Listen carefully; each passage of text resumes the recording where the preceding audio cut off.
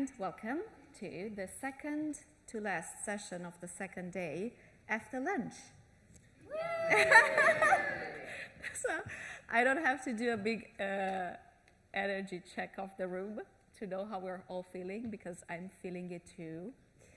But I'm thinking we still have 2 hours, so maybe the best insights and conversations of the conference are still to be revealed if we are just alert and present enough for that to happen. And we know that that sits in our bodies, so the way our bodies are feeling are opening the door to that attentiveness and to engagement, and then ultimately to learning. So I am gonna try a little experiment here, if you'll allow me to, and I'm gonna ask you all to lean into this. And I'm hoping it's an exercise, a little game in body percussion. So we don't need any instruments. We're just going to use our hands and our feet. And the energy in our body. And hopefully we're going to trick our brain into thinking that we just took a nice stroll outside in the air and we're all refreshed for the session ahead. You with me? Yeah.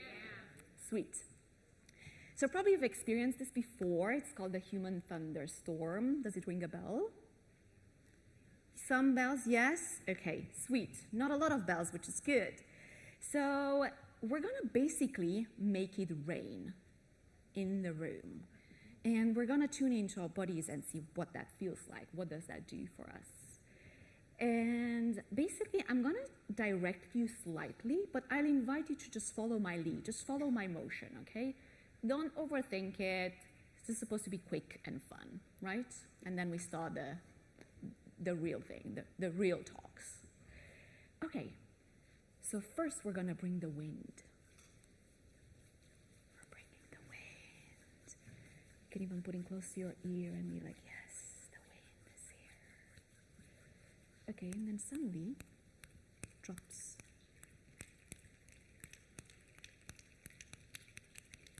Getting louder, it's more intense.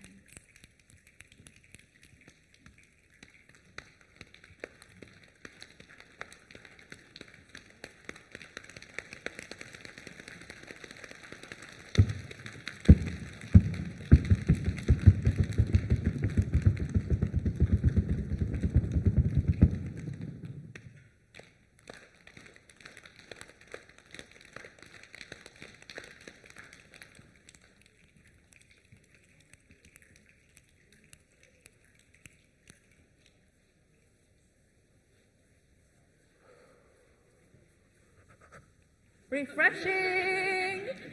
Refreshing, yes, all right. Thank you for indulging this little moment of play and creativity. We have 2 amazing speakers coming up next. And the topic is VR, and someone asked me today, what session are you chairing? And I said VR. Is it because you know a lot about VR? I said, no, it's because I know nothing about VR. And so this allows me to learn a lot. And so I'm curious to know, in the room, just show of hands, who here already has a learning solution that is VR powered, that is implemented? It doesn't have to be good. A learning solution. Okay, so we have a learning solution. Who is actively working on implementing one? Like, you're right, okay, you're on the verge of it, okay? The rest are probably just like me, curious to know, what is it? What is new in this world? What has been happening?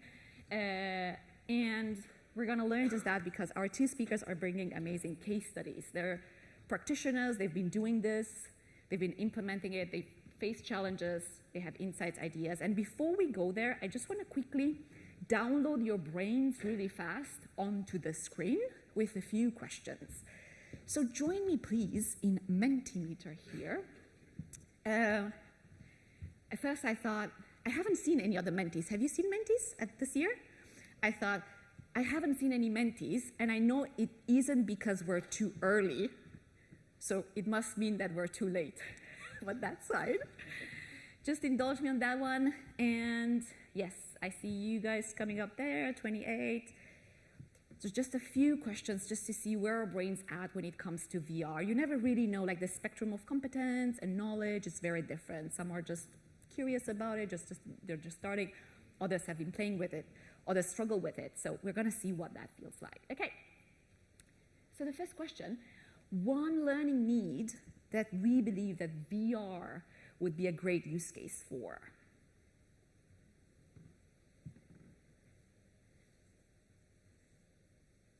Let's see what pops up. What could we use it for? It's a tool, right? So where do we bring it in?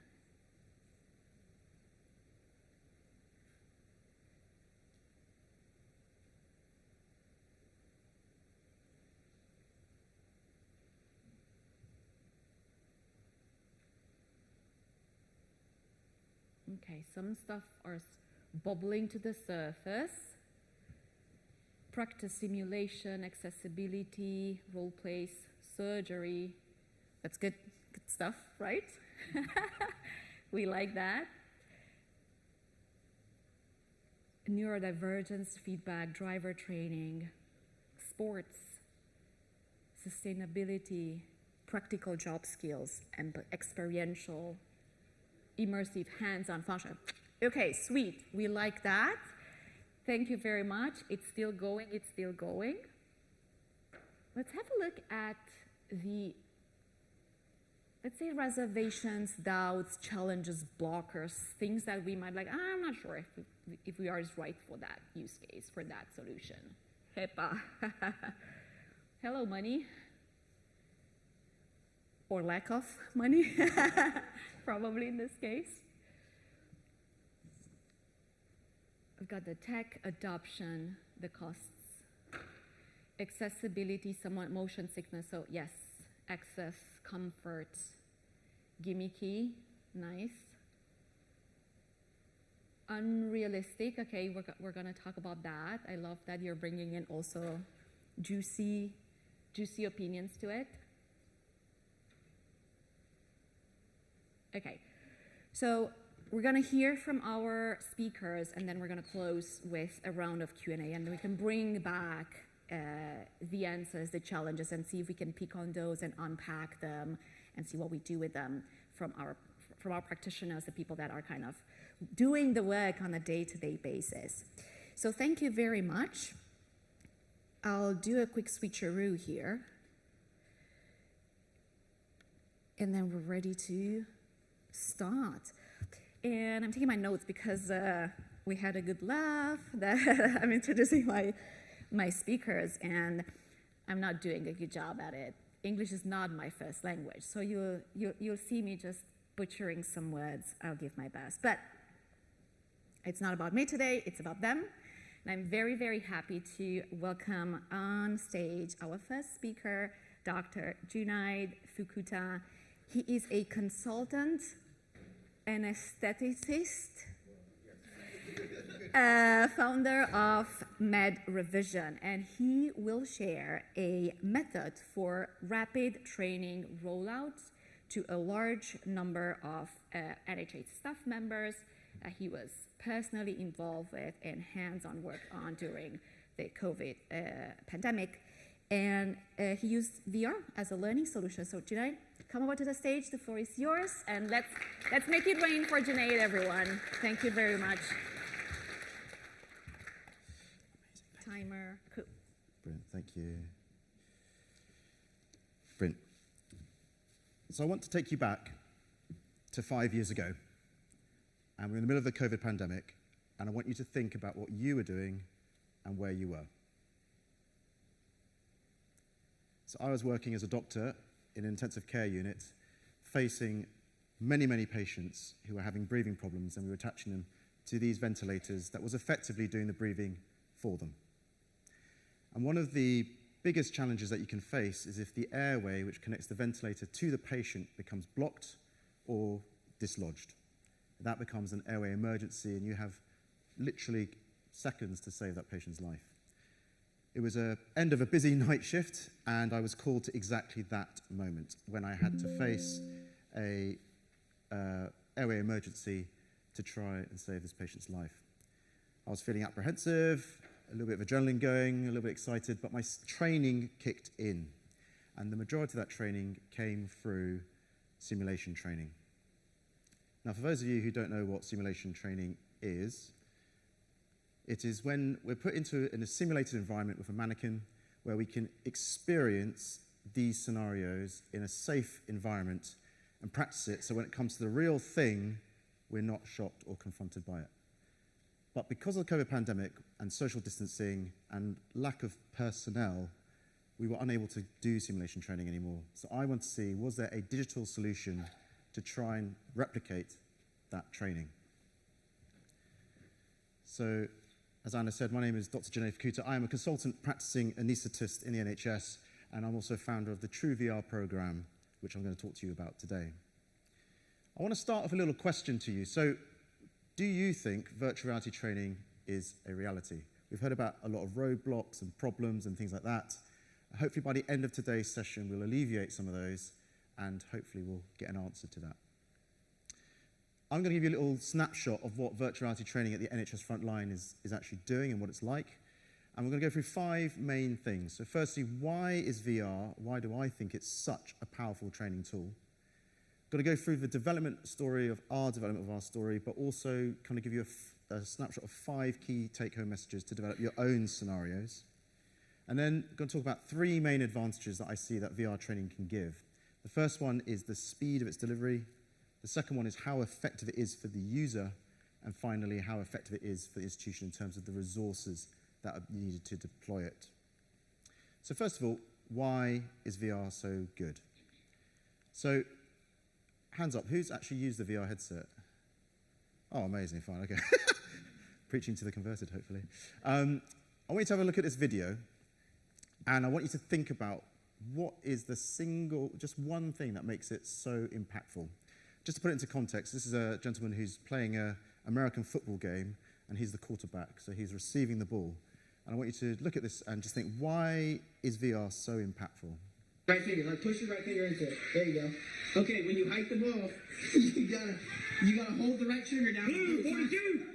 Blue 42! Hop! You gotta hold it, keep it held down, and then.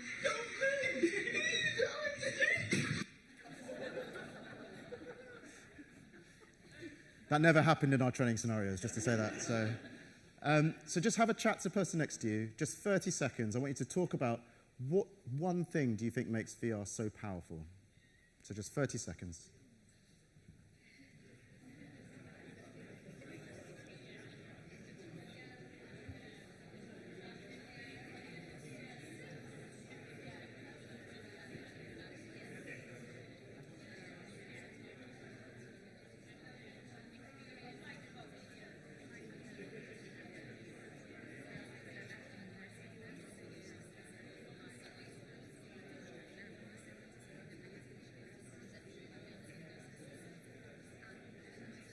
Brilliant. So, simulated some discussion there.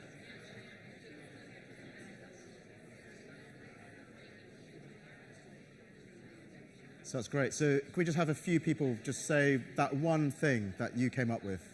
So, anyone's? It's fun. Oh, good. Yeah. Excellent. Yeah. It's fun. It can be fun. Yeah. Anything else?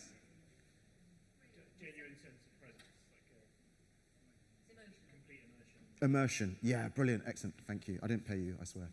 Anything else? Yeah, good. It's safe, isn't it? It's a safe environment. Brilliant. Yeah, good. Excellent. Well done. Yeah, brilliant. Really good comments. I'm sure loads of other things came out of it.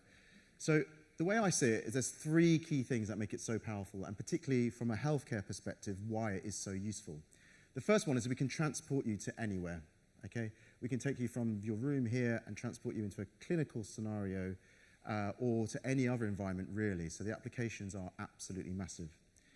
The second thing, exactly as you said over there, is immersion. So it completely immerses you in that environment. So you have the headset on, you can't really be distracted, you're immersed, and you've got that connection.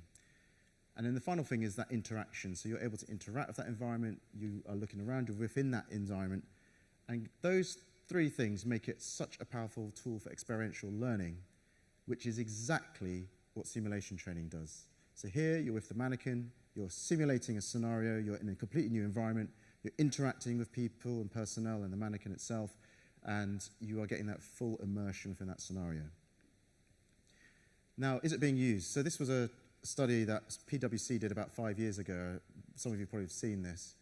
And what they found was that at that time, about 40% of industries were already using VR in terms of their training. And this is some of the data that was coming out back then. So you had almost 300% increase in confidence after using the VR training. You had a 4 times increase in speed in training, also in terms of focus compared to traditional e-learning. And then you also had almost 4 times increase in what they call emotional connection with the content that you were experiencing. So all really powerful stuff. I want you just to bear in mind that 275% up in the top left, because we'll come back to that later on. So that's why I think VR is so powerful, and that's why it's a good training tool. And just got to talk to you a bit about the development. And this is a kind of 5-step process that I would implore anyone to employ. And you can generate your own VR scenarios. So the first thing is you need obviously a problem or training need, so an idea of what you want to train. Then you want to script out what scenario you're going to be training and what the key things are, and that is actually the most important bit of it all. We opted to use film, but you can use computer-generated images, but I'll talk to you about why we used film. You then obviously need to edit it up, and then finally train people with it. So a really simple 5-step process. So I'm going to talk to you about our first VR training scenario that we developed, which was directly in response to the COVID pandemic. So the problem that we faced was this thing called tracheostomies. Has anyone heard of a tracheostomy? Yeah. So for those of you who don't know, if you're on a ventilator for a long period of time, to help people come off that ventilator, we often put in a tube into the front of someone's neck. Sounds a little bit barbaric, it's really not. It's very well tolerated. And so it means that it enables the patient to breathe. Very similar to what the experience I told you about earlier, the main thing we're worried about is if that gets blocked or dislodged. Now, normally, in any given day, you probably have about 3 to 7 patients with a tracheostomy in the hospital at any one time. So they can be localized in special areas with special staffing requirements, so they've all got experience of dealing with them. But due to COVID, the numbers of patients who are having tracheostomies was exponentially much larger. So we had patients going to lots of different parts of the hospital where the staff weren't that familiar with it. So we wanted to make sure we could upskill those staff in those areas. Second thing was to script. So luckily, within medicine, we've got lots of guidelines. And this is the national guidance of how you should manage that dislodgement. And that's what we based our script on. And one of the things I want to just show you is that is what we're supposed to teach them. Does that look particularly learner-friendly, user-friendly? It's horrible, isn't it? You sit there going, oh, which way is it? Oh, no, yes, no, oh, yeah. So what the VR did, and I'm trying to employ you as a tool, is it really simplifies this into practically what you do. So it's such a powerful, useful tool. So we based our script on that guideline and went through all those problems and solutions. We then opted to use film, and the reason for this was twofold. The first thing was we needed to do it quickly. If we were going to outsource to a software developer, then that adds cost, that adds time. By filming it, we are able to control it and we're able to develop it ourselves. And the second thing is, I think particularly in healthcare, there's something about the realism that comes with seeing a person, even an actor, who is scared, who is fearful, that adds to that experience that you will actually deal with. So we decided to use film, and to add to the experiential element, we filmed it from a first-person perspective. So you can see the camera is held on Ian here in a slightly weird position. But it's just to ensure that it looks as if you, the learner, are actually carrying out that process. So once we filmed it, we then edited it up. And the software that we used was Scenario VR, which is freely accessible, fairly cheap, and very, very useful because it adds lots of interactive elements into the VR video that you've developed. So once we edited it all up, we then had our first draft, which I'll show you here, and it just goes through what you can do with it. So here we've paused the video scenario. There are interactive elements within it. This is going through one of the things that they need to know about. So every patient should have a headboard with the information about when the tracheostomy is put in, and that determines what you do with it. Later on in the scenario, you're there, you're actually experiencing what happens in that scenario. And the key thing is, we forced you to make a decision. All the learning in healthcare is if you force someone to make a decision, right or wrong, the learning is so much more powerful. Get instantaneous feedback, correct or not, and you carry on in that process. You're getting that full experience of actually dealing with that emergency. And then finally, once we developed it, we deployed it. So this is Hannah, one of our nursing staff, and she's got the VR headset on, and I want you just to note where she is. So she's actually on the intensive care unit receiving training. And I'll come back to that later on. And we were able to develop a good training system to get through high numbers of clinical staff. So that's the development of it, and that's how we came up with TrueVR. That's our program that we're running now, and that's where it all started from. So as we rolled it out, we started to discover there were quite a few benefits that I want to implore to you first of all, which is speed was the first one. And it's speed both in development, but also speed in its deployment. So in terms of development, this 5-step process, we are now able to do it within about 3 months. So from identifying a problem to delivering the training, we can get that out on the shop floor within about 3 months. That is obviously taken a bit of time to streamline that process, but we're now at that point. And most recently, we had an emergency where if someone has a gland taken out from their neck, one of the known complications is you can get a bleed after it. It is a known complication. And we had a recent case where the management wasn't 100%. Patient was still okay, but we wanted to develop the learning of that area. So 3 months later, we developed a new scenario, and we trained all 100% of the nursing staff within 7 hours of training time. So very, very, very quick, very efficient way of training. But the other thing about it is how you actually train. So not only how quickly you can develop it, but also how quickly you can actually train people. So we've got this model now where we use a single facilitator. We bring 3 staff from the ward. They're given a pre-assessment kind of, this is how a VR headset works, a little bit of information about them. We then get them attached to the VR headsets. They start the simulation. We then bring the next 3 people along. They start that pre-assessment bit, a little bit of test of their knowledge, confidence, how do the VR headsets work. When they finish, the first group finish their VR simulation, they move on to a post-assessment kind of analysis. We bring the next 3 people in. They start the VR simulation, and then we do a Q&A just to consolidate any learning or any problems that have happened. So we are able to rattle through huge numbers of staff very quickly using just one facilitator. To put that in context, traditional simulation training, you normally get maybe 1, maybe 2 people in a scenario to actually experience it, and that scenario takes about 45 minutes. So you're getting through 1 to 2 people in 45 minutes, whereas here, we're getting through about 10 to 12 with a single facilitator. So comparatively, it's much, much, much more efficient. So the speed of its deployment and the speed of its delivery. What about how effective it is? So we collected some data, and from all of our scenarios, we're getting about similar data points. Most people, before they start the VR scenario, have got about a 20% knowledge of that clinical situation. Not unexpected, because we're often training people who are new or training about our local processes.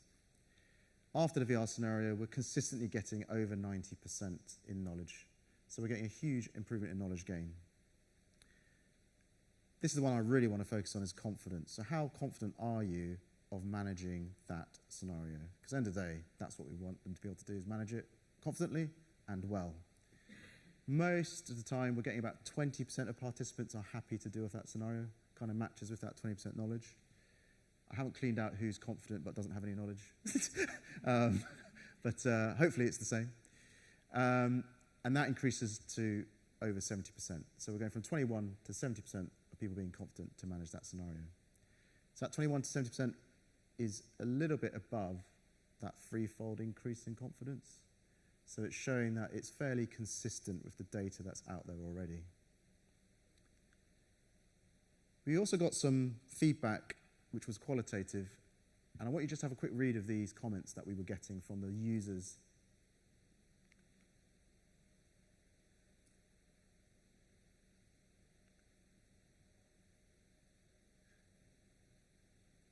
So we did some analysis, and we found out there were 3 main themes that kept coming through.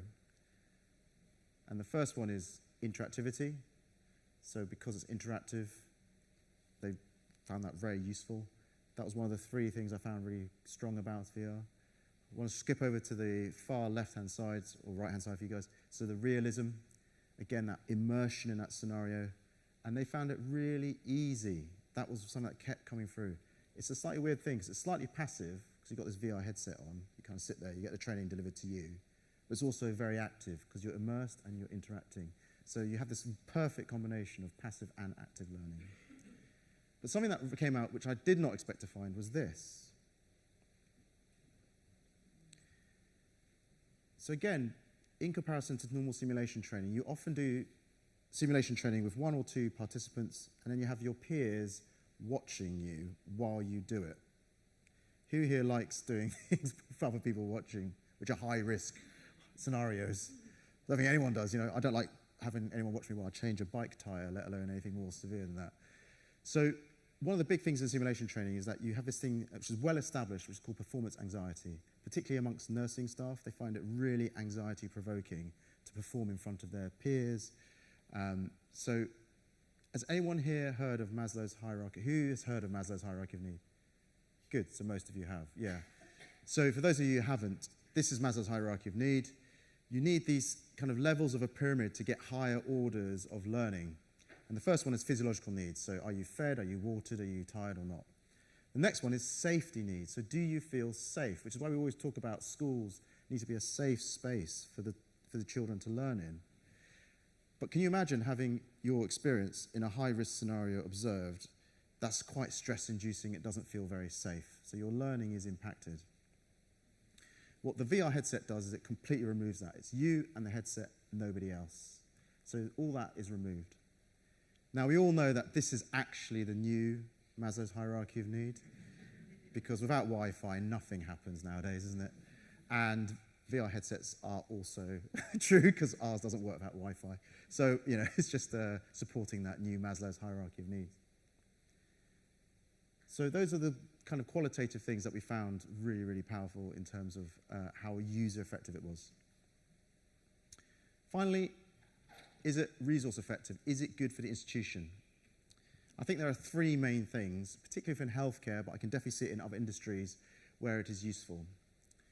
And the first one is, as you saw there, Hannah got it taken to her. So particularly if in the NHS, we're really struggling with staffing levels on the ward. If you have to remove X number of people from the ward to go get their training, that has a huge impact on the ward. Not infrequently, training days are cancelled because there's not enough staffing on the wards. So they're just not getting the training or the learning that they need because of the resources that are there.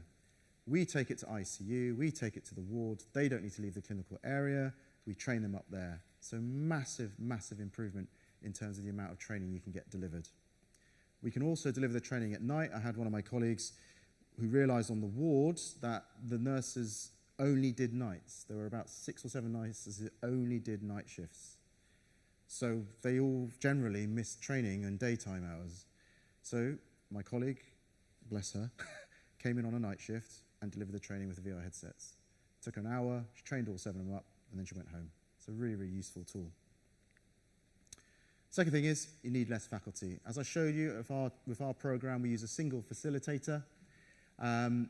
Again, putting that in comparison to sim training, you normally need someone who runs the sim, you need someone who runs the mannequin, you need somebody who's a confederate within the simulation to ensure they don't go too far off the path you want them to go to, and then you need someone to lead the debriefs. You need 3 or 4 faculty members to run a sim, whereas here we have a single facilitator. And finally, you don't need a space. We generate the space for them, so you don't need a designated area. So for example, if we're trying to train people in a new clinical area, we don't need it to be free. We can just film it, have it ready, they go there, fully immersed, and experience that environment. So those are the 3 big positives I see in terms of resource effectiveness. So I've gone through 5 key things. So why do I think VR is so powerful? And we saw an example of that in terms of someone running into a wall. We talked about the development process and that 5 kind of step process to develop a scenario. And then the 3 key advantages that I see, which is the speed of its deployment and development, how effective it is for the user, and finally, how resource effective it is with those 3 key points. So I started with this question, is virtual reality training a reality? And I hope I've convinced you that it now virtually is. Thank you.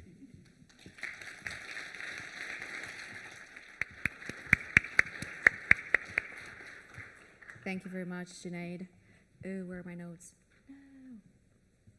Yes, they're under my chair. Thank you very much. We've seen VR applied to a very practical, procedural, I don't know, do we still call this hard skills?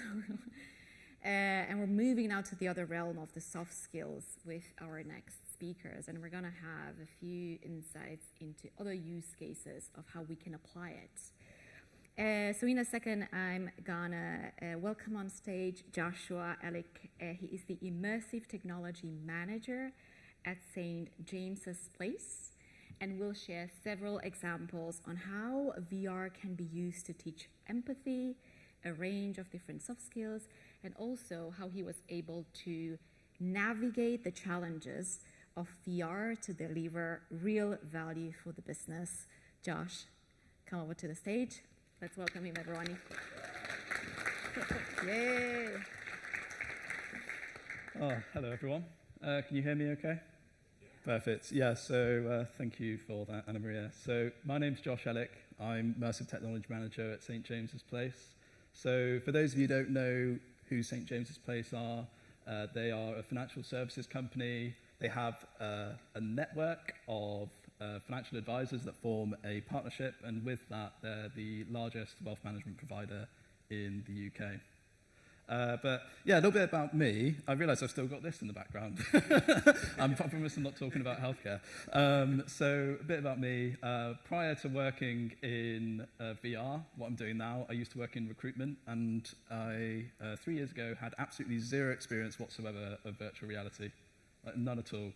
But I am a nerd, and I do love to geek out over technology. So I am really passionate about the ability that immersive technologies have to transform and to disrupt. Now, when I was working, when I actually joined SJP, I came on board to manage the delivery, development and delivery, and the adoption of immersive technologies across the business. And I've actually worked with a lot of fantastic companies to achieve this. So I'm going to be sharing a little bit with you about what we've done. So I'm going to be showing some use cases, some case studies, and the impact that we've seen. I'm also going to be talking a little bit about some of the honest truths. So I want to really get under the details of what are the challenges of trying to deliver VR in an organization, and how do you overcome those? And then finally, I just want to share some top tips and best practice of what you can be doing. And this would be helpful even if you're entirely new, but also if you've maybe started a little bit on your VR journey and want some ideas of how you can expand what you're doing. So anyway, let me start off with a little bit of a VR roller coaster ride.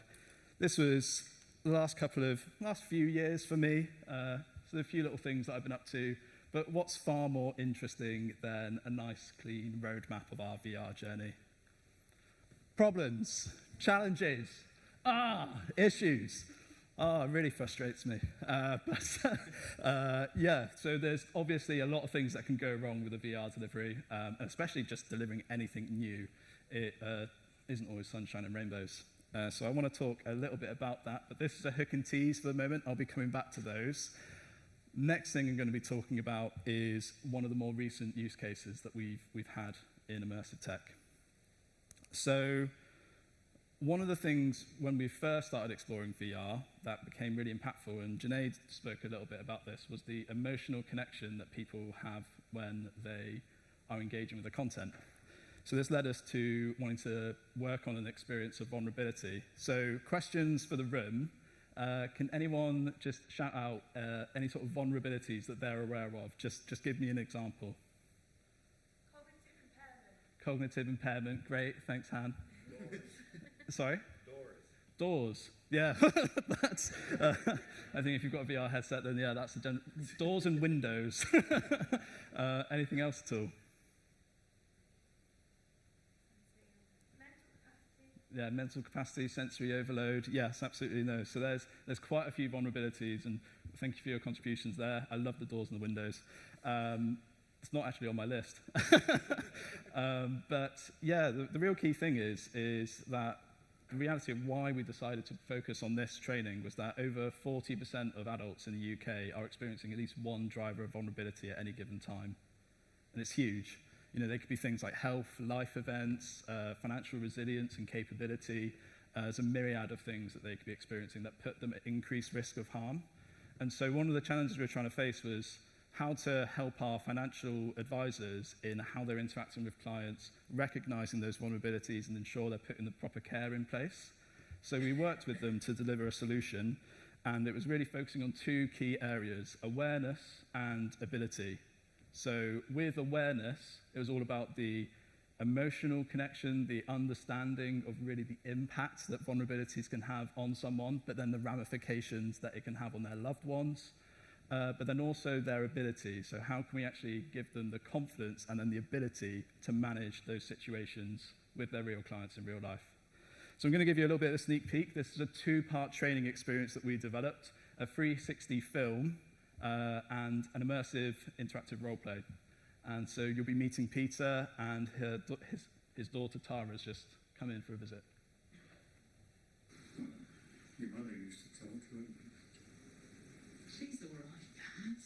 She's nosy. You watch. She'll be looking through my bins next. If I had any bins, that is. Keep trying to get through to the council. I just can't get through. I just get this message that keeps saying to order them online. But it's a nightmare. So that's just a little bit of a sneak peek. I've thrown a bit of a softball there for you, really, because this is a bit of an emotionally impactful experience, and it does become a bit of a tearjerker, especially towards the end. And I don't know if you've tried wearing a VR headset and potentially even tried to wear a VR headset when you're crying as well. It's not a pretty look at all in the slightest. But it's also why it's helpful that people can do this in a safe space where they're not going to be judged.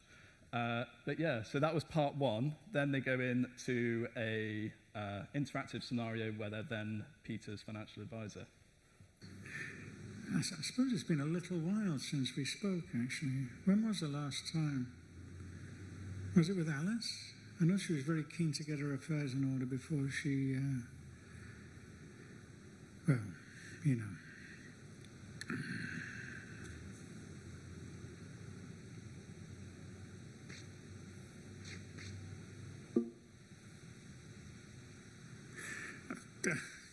Don't worry. Oh, wait, we spoke just after Alice's funeral, didn't we?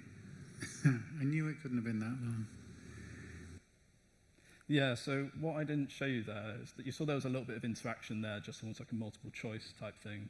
But what we really wanted to do is there's some key skills that we really wanted our advisors to be able to demonstrate and actually then deliver to their own clients.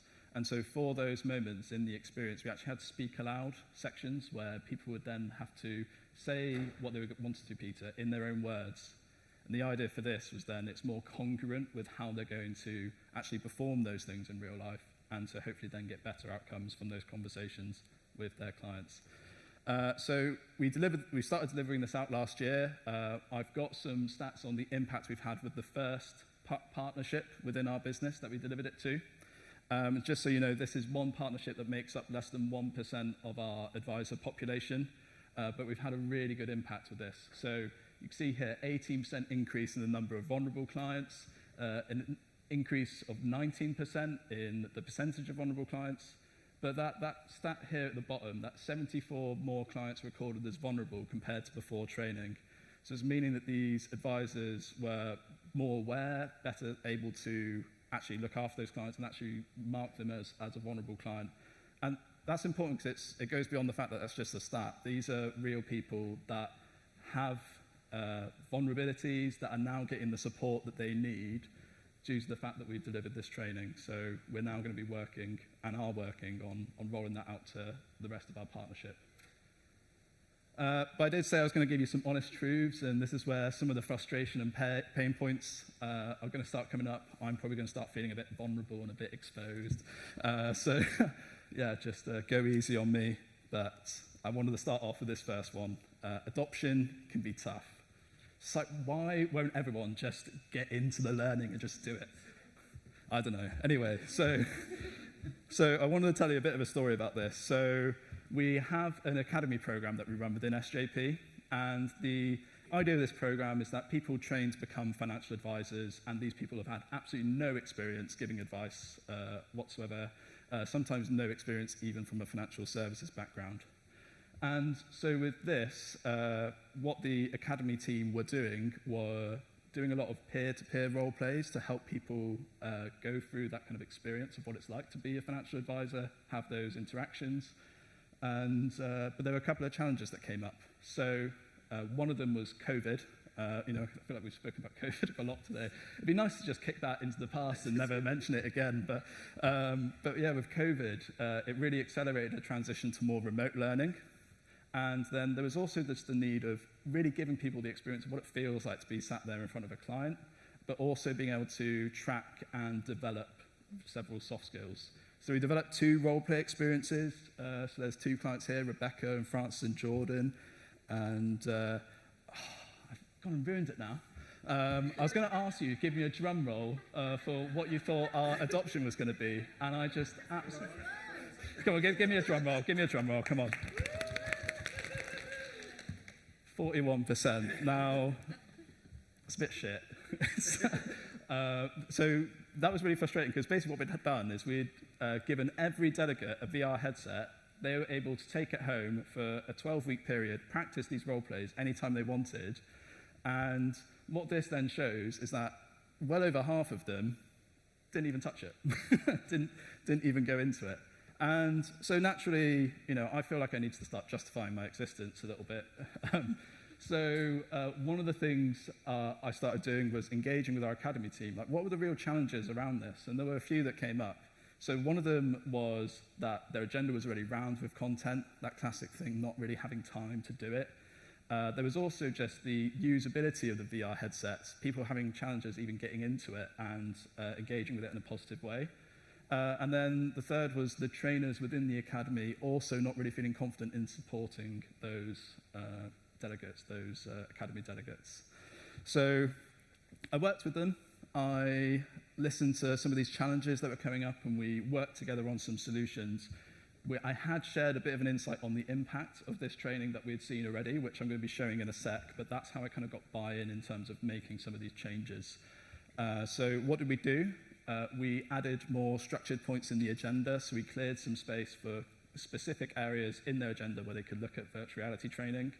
And we also looked at things like VR onboarding workshops, so giving people an experience to sit down with someone really experienced in VR to be able to navigate some of those usability challenges that people might have when they first navigate VR. And then there'd be things like, what are some of the common challenges that come up? Can we get some extra resources out to the trainers to help them so they're able to more confidently prepare, things like how-to guides. We even ended up running some drop-in sessions just to help bring people up to speed. But yeah, with these changes, I'm glad to say that I managed to justify my existence and got up to a 71% adoption rate by the end of the following year. And that was actually a target that we had set, was 70%, so I'm glad we just about managed to creep it up there. So really good. But then onto the impact of it as well. So it measures their score when they actually go through the training, and they're encouraged to practice it again. And so we found that people were getting a 73% score increase, and it would be measuring things like their active listening skills, open questions, building rapport. And you might have noticed before there was Francis and Jordan, there was a couple there. One of them would actually measure the attention split, so how many questions you directed to the man or to the woman. And lo and behold, surprise, surprise, most people were directing most of the questions to the man in the relationship and not the woman. So again, making people aware that you need to engage with both parties in that equally. So that was a really nice insight there. So really with this, I'm just trying to say, define what success looks like and how you're going to measure it. And one of the challenges that came up actually at the beginning with the mentee is that thing of it being a gimmick. And that is something I have heard a lot at SJP. There's a lot of people that do think it's a gimmick. And so it's really about how can you make the benefits and the value of what you're delivering objective.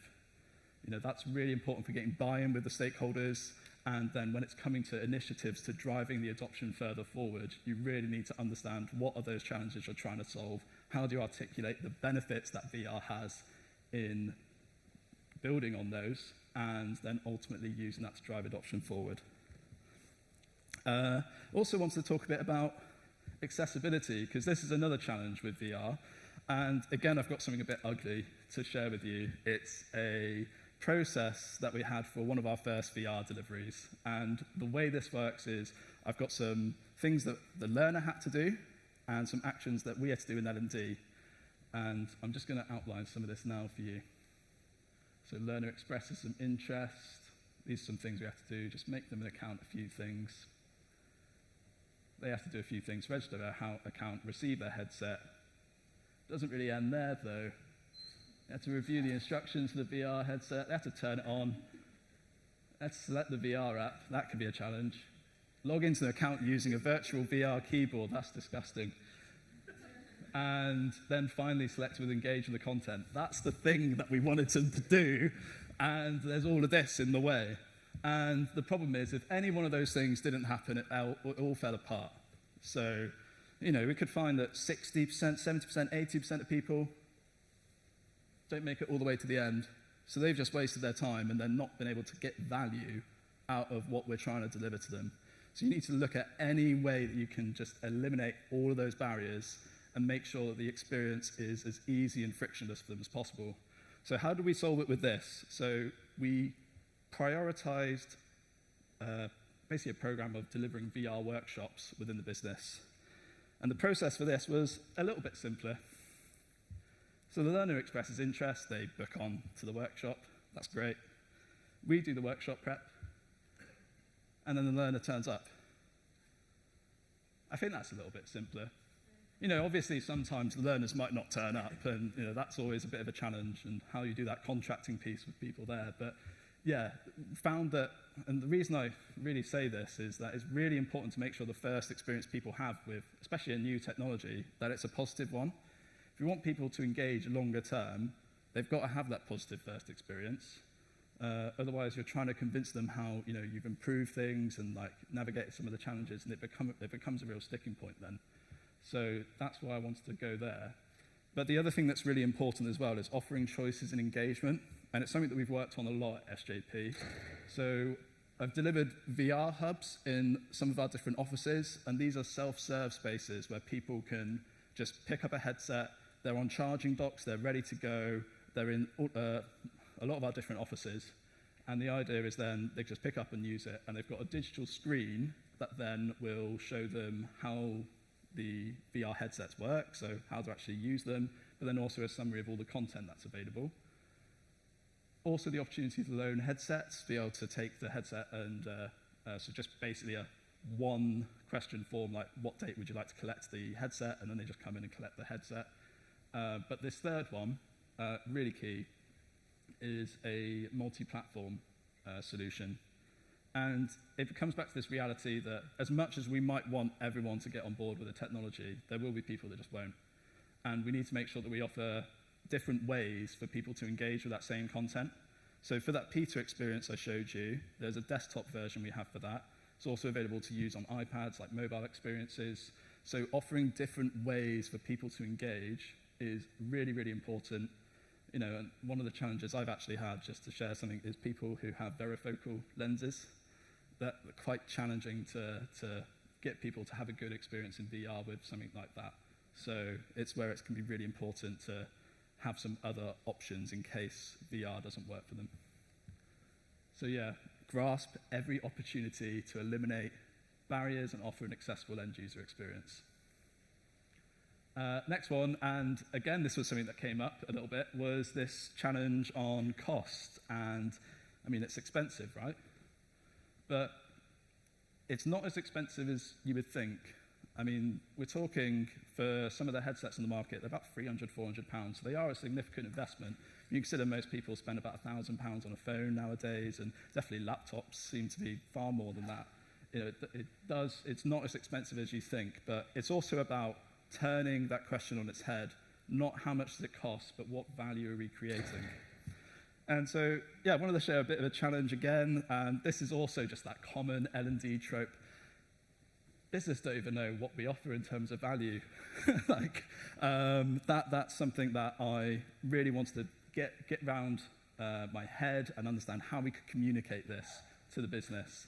And one of the things we have as a strategy, so I worked with our leadership team on coming up with some mission statements for what do we want our learners to be able to say about the experience they have with us at L&D, and came up with a very short phrase, but it's effective, easily accessible training that respects my time. That respecting my time thing being really important as well. So on that, I promise I am talking a little bit about AI, but it'll only be for a little bit.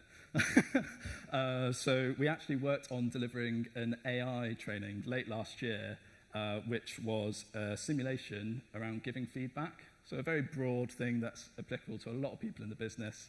And we set up this simulation to be that the learner would have to have a conversation with an AI avatar and then give them feedback on a presentation that they delivered. There'd be some nice things that they would say. There'd probably also be some critical things they might say. But the point was that they have a practice actually having this conversation. And what we'd then also do is we had feedback metrics that were also aligned to this, which then was also powered by AI. So we had things like the AI be able to analyze how well they started the conversation with the AI, how well they delivered the feedback, how well they managed any pushback, and then how they closed the conversation. And what we did is we made the learner go through the simulation, get the feedback, get a score, and then go back through the simulation again to take on board the feedback that they had got and then see if they could improve their score. So what was the result of this? On this, they got a 42% increase in performance in less than 10 minutes. And I feel like if I'm trying to communicate with anyone in the business about value or something I'm trying to deliver, be like, well, if we can get a 42% increase in performance in like 10 minutes. Like, come on. Yeah, so I think that's a really strong indicator of something that we can do to quickly give value, but also really measure that kind of performance gain as well. And it actually, compared to traditional learning methods, was 5 times faster at delivering the training versus those traditional learning methods. But I also want to talk about value. Where does VR make sense? Because there's going to be certain things where it does make sense, but it's not going to make sense if you're, I don't know, running an Excel masterclass. I don't think that's something that people really want to do in VR. So there's going to be certain things that make sense, certain things that don't. So let's talk a bit about those. There's empathy and emotional intelligence. So with that, I'm really talking about, well, there's like cultural changes that you can really deliver in VR that have much more impact, I'd say. And especially we've been seeing far more engagement with things like D, E, and I, so like diversity, equity, and inclusion. In VR, that's a really good use case for it, really putting people in the shoes of what it's like to be on the receiving end of some of these microaggressions and misogyny and racism and all of that stuff, really, really powerful. High pressure scenarios, if you're going through a training on, let's say, negotiation or conflict management, people really feel the stakes of what is, you know, the actual scenario itself, and you're getting people to manage their pressure whilst also performing. Observational skills, and I didn't talk about this in the Peter experience earlier, but you had the opportunity to move around and actually look around and sort of actually identify markers of vulnerability that then Peter could be demonstrated. So you're kind of teaching an awareness there of some things in the wider environment. And then finally, non-verbal skills. And this would be things like in public speaking. If I want to get not just feedback on how I'm coming across, I appreciate, you might think I'm a little bit shaky at the moment, so there's definitely some practice I've done in VR here. But the idea is that then you can practice your body language, your eye contact, things like your gestures, get a much more holistic view of your soft skills and the way that you come across non-verbally. So that's that. It's really focusing on a solution to a key problem that will deliver maximum value for the business. So where to start? I know you said some of you were already on the journey a little bit as well, but generally how I like to operate is a bit of a consultant and really try and understand first what are some of the challenges that we're experiencing in the business and what are the opportunities where VR can really offer a benefit in those areas or has a potential opportunity to. So that's where I start. Then it's on use cases. So again, when I was starting to first engage with SJP, it was really understanding what have other companies done, what impact have they seen, how can we then articulate this into a potential return on investment that we'll get when we deliver the training to help us get buy-in in terms of actually securing the budget to actually launch it, all of that. So researching use cases is really important. And then planning a pilot finally. So with planning a pilot, there's two things you're considering. There's obviously the hardware to deliver it, but there's also the software. And with the software, I mean the content that you're going to be delivering. My advice is to start with an off-the-shelf solution. We use body swaps, so they do like a library of soft skills content. But the idea then is that you can actually just get people to deliver something really quickly that then people can actually get on and use, practice how you deliver that to your business, and then actually use some of the insights and things that you learn from that first delivery as information to then take into what you're looking to do in the future. So really good places to start. So finally, just want to ask, where will you start? Thank you. Much. Actually, we're all gonna take our seats at the little tables. Let me go back to our Mentimeter here and put it back on. And we've got about 10 minutes maybe for questions. We can get practical, we can get philosophical. Do you have to click? Yes. Yes, we have a question there and then here. Hello. I've got a question for you around how are you showing improvement on senses, feeling, and emotion? Because Dr. Junaid, you mentioned about how your heart. No, you didn't say heart rate. You said you had your adrenaline spike and you could feel it. So, what are you doing to show that from a value perspective? Just wanted to understand what solutions, technologies, or how you're showing that in relation to that. Do you have a microphone? Or is it? Can you hear me? Yeah, perfect. So we haven't collected that data yet. It's a really, really good point. We are hoping in the next year to basically get smartwatches to measure people's heart rate during scenarios to see if we are getting that full emotional stress response through the scenario. Eventually, what we'd like to do is then measure it against, say, sim training, traditional physical, and see if there's a difference. So yeah, we haven't measured it yet. I don't think anyone has measured it within healthcare, but it's definitely something we're looking at. I guess in terms of this technology, what it's really doing is allowing you to utilize one of the 5 senses, which is visual. But what else is also happening for the other 4? So you do have auditory, obviously. So you do pick up things, particularly as an anaesthetist, maybe not in other specialties, but the monitoring, etc. The sound that the monitor gives you will give you clues as well. Strangely, we put in an alarm sound into the scenario, and that really heightens people's attention. At the moment, there are, particularly within the military, they've got haptic controls, so that sensation of feeling. And for surgery, which I think somebody put down as one of the uses, they've got that kind of slight haptic feedback. So I think eventually, we were saying 10 years before about AI, now 5 years. I don't know how long, but we will potentially be able to do full immersion in suits where you get full auditory, physical responses. But what I'd say to that is what you're actually trying to achieve. There are certain skills where you want practical experience to do it. Surgery is definitely one of them.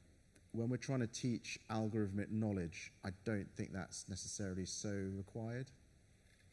So I think it's about picking your teaching tool for what you're actually trying to achieve. So I do agree, there are things where that will be definitely good, but there are other scenarios where you don't need that.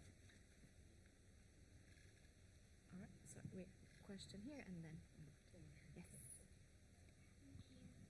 Hi, so this is, so for context, we're using VR for our School of Geography, or School Geography and Geology students. So it's a lot of practical, hands-on skills. So what we found was that VR is really great for developing soft skills and empathy, which is amazing. We had one on developing empathy for autism, for instance, and it went amazing. But when we do the evaluation afterwards, we do the exact same thing where we measure confidence, but confidence doesn't always translate to performance, especially when it requires hands-on skills, because you're still very much reliant on the controllers, which if you're a geologist, like you need to break rocks, it's not quite the same because you don't have that friction. So I was wondering if you've evaluated performance afterwards when you've done the training, or has it always just been confidence? I guess. Thank you. Yeah, I could probably talk a little bit about that. So when it came to, I gave that example of the vulnerability training, it was really important to me because it's very easy to do these pre and post confidence checks, but then when it comes to the actual tangible impact you're seeing, there's, if you're not capturing that data or looking at the data, then it's really hard to actually demonstrate that.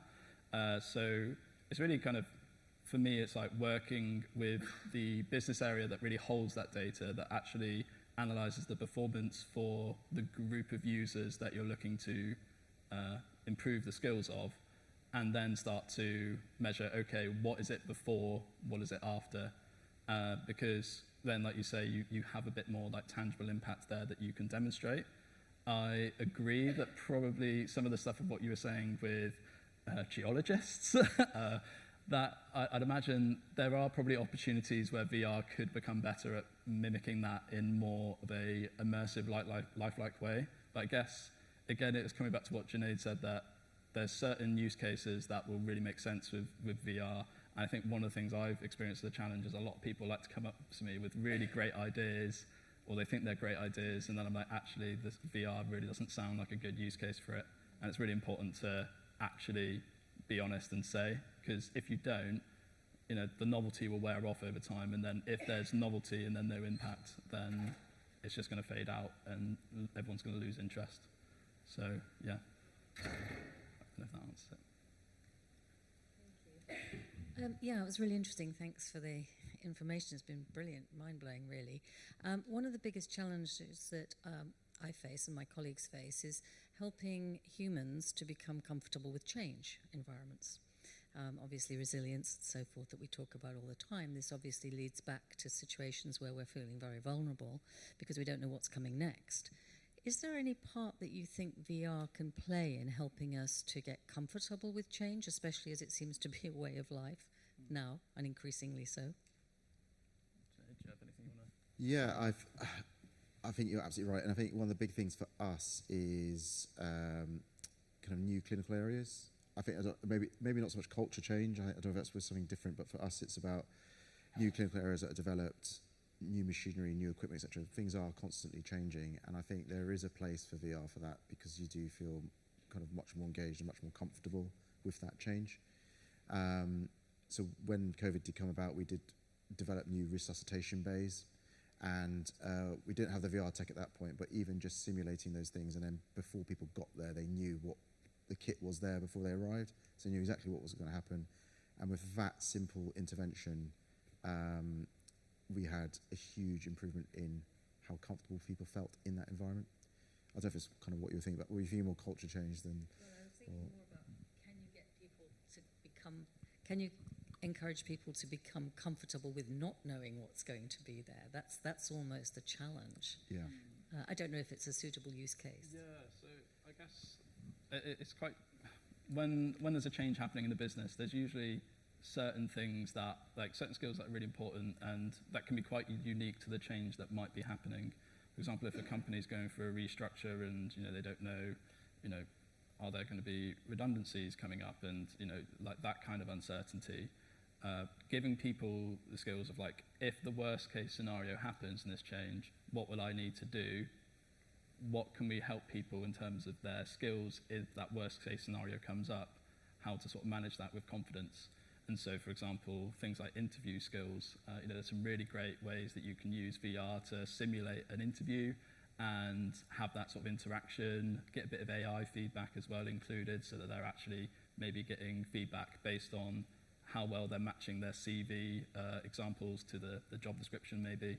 But yeah, I can see how for a lot of changes, almost looking at what that worst case scenario would be if you know, if something would happen to someone in there, and then actually training that skill is what I'd probably say. So really it's a case of needing to specify the situation that you might find yourself feeling uncomfortable in, and then going through that and experiencing that, rather than just the concept of change. I would say in terms of value, it's quite hard, it's quite nebulous, this whole thing of like navigating change. And I think there probably would be some, you know, potential good use cases for that. It's just I don't know if I'm quite, I like to look at some of the real technical things that can really help people to get more confident and be able to demonstrate confidence in. So yeah, that's where I would focus. Yes. So you both kind of touched on the blockers that there are with using VR and immersive experiences. What I thought was really interesting coming to this event, I've been working on immersive experiences for the last 2 years, really excited to see all the vendors doing this really cool stuff. Nothing. It's all AI, death by AI, which is absolutely fine. But obviously there is still a place for immersive experiences. And I have not heard the word metaverse the whole time I've been here. I don't use that personally because everyone's going, that means it has to be a headset, it's expensive, or that's so 5 years ago. So I was just interested to see your take in terms of, like, we have clients coming to us going, AI, give it to me. They don't know what they want, they don't care, but there's this whole breadth of obviously technology we can offer. So are you seeing that resistance in the market, or is it you're specifically going after use cases where you know they are going to latch onto it and go, yes, I see the value? For me, it's definitely use case. So again, it's picking what you want to teach and the teaching modality. So for us, it's a no-brainer. The VR is the way to do it. The metaverse, I'll just touch on briefly. There was this big push for the metaverse, but I think it's almost like death by lack of users, almost like there's not, from what I can see, there's not much a huge amount of people on there, so it's almost like not stimulating that kind of environment. And I think the metaverse was more about interacting with other people, which probably comes into a bit more soft skills than kind of hard skills. But I remember going to talks 5 years ago and everyone was like talking about the metaverse, and that has just kind of slightly died. The other thing I'd say about Meta is, I don't know what headsets you use, but I really don't. We do use Meta, you but do. no, go for it. I really don't like them. I'd much rather use other ones. Yeah, on the metaverse, yeah, I whenever I hear that, I immediately just think like it's just a marketing fad type. I just, and the reason in its current form, I don't think it really adds any value. Like, you know, I've had people come up to me and say, oh, they want to start conducting meetings, but in the metaverse instead of on Teams. And it's like, okay, great. And what is the metaverse going to do that offers value versus doing it in Teams or doing it in person? It's like, oh, well, you know, it's just a bit of a cool thing. And I think it'd be a nice thing to be able to do a LinkedIn post about. And it's like, okay. So, yeah, I would definitely say it's about finding the right use case, something that really shows value. Yeah. Sorry, I had a question, but all that talk about how much you guys currently hate headsets kind of set me off a bit, because if anyone is looking to go into VR, I'd recommend avoiding Meta at the moment. They're being quite greedy, I would describe them as. They've added this almost perpetuity cost now in terms of managing multiple headset devices. So I work for an educational institution now, and Meta are expecting us to pay them $180 per each device we have, which when you're in a college, you know, in the UK, is a lot of money per device. We're going to have about 150 VR headsets, and that's not a small amount of money to be able to spend in one go. And they just want more money at this point. So I'd highly recommend avoid, you know, if you're going to go into this, you know, getting Meta headsets, there's too much faff involved with them now. But my original question was going to be, you've spoken a lot about body swaps, and I've used body swaps a lot, and I really do see a lot of value in it. Would you say a lot of the content you've got at the moment you're making in-house, or are you using an external company to produce that? It's a mix, and I'll be honest with you, we don't have expert VR developers or game developers in St. James's Place. So we do work with external companies.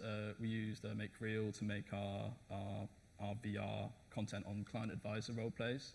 But we use a mix, essentially. So it's a mixture of bespoke, a mixture of more off-the-shelf content, but also AI generative content, where we can, I guess one of the things that AI has enabled us to do was to create things in a very rapid way, and really sort of expedite the development process, and also more cost effective than something that's fully bespoke.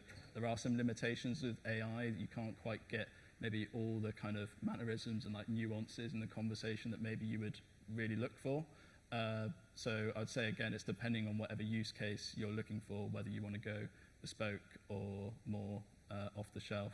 And yeah, on the hardware, there's quite a few different options. I'd say Pico is another hardware option in terms of like headsets, and like you were saying, there's no sort of additional cost after you buy the enterprise headsets. It's very much you've got the headsets, and yeah, so I'd say probably they're a good one to go for as an alternative.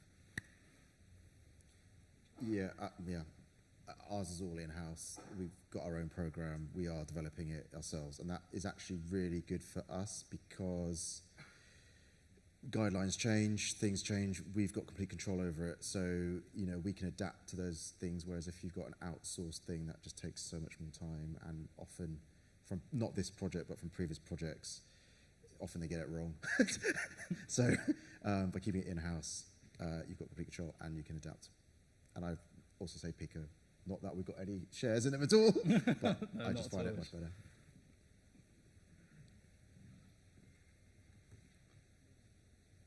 Okay, last question. Time flies.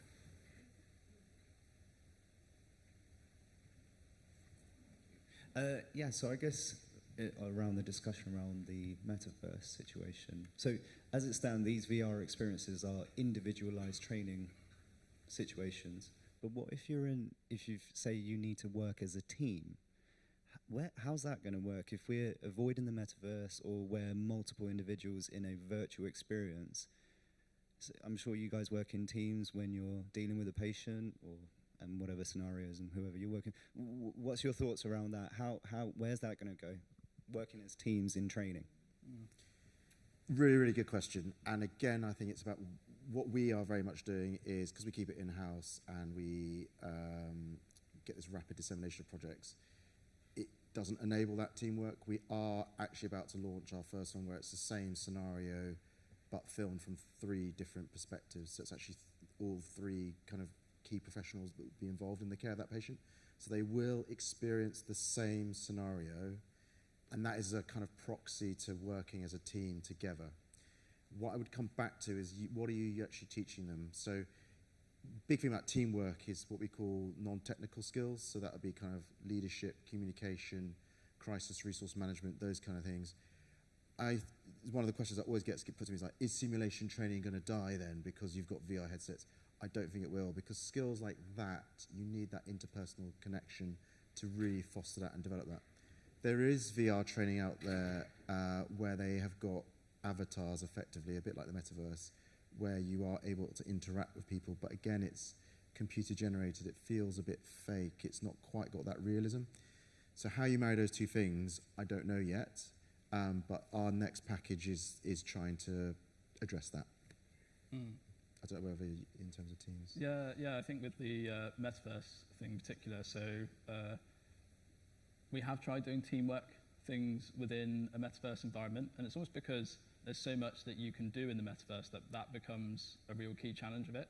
Is that people get distracted, they're kind of in awe about the situation that they're in, and then they're not really able to then focus on the learning that you're trying to construct within that space. And there's obviously ways that you can do it, that you can make it a more tighter experience with fewer things that they're able to do and just focus in on the training thing. But then, yeah, it is really focusing on that sort of need of what is it you're trying to demonstrate, and what kind of, what you're trying to teach people.